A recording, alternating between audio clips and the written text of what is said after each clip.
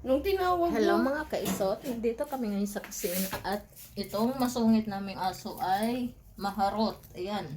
Maharot, pero- Kapag harotan siya pero mamaya ay masungit na siya guys. Ayan na siya. Hindi ka na dito. Ay, gagajump yan. Bot. Hi. Ito pong alaga naming aso na masungit. Yan. Sobrang sungit yan mga isot. Ayan. Magja-jogging daw yan ngayon. Ayan. Oh, jogging is life.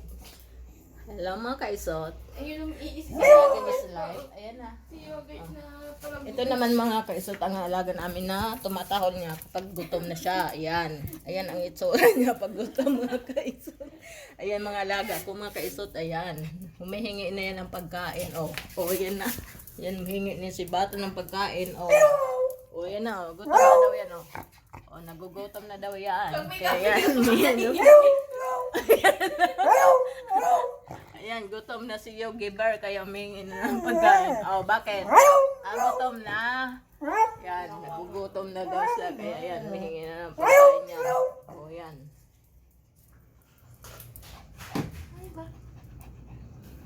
Hoy, butter, mag-hi ka Bakit, sa- Yogi Bear? Nagugutom ka na? Ha? Yogurt, gutom na ba yan? Ay, kawawa. Gutom na daw pala siya. Yan mga kasat mga. Mag-hi ka muna, butter. Bye.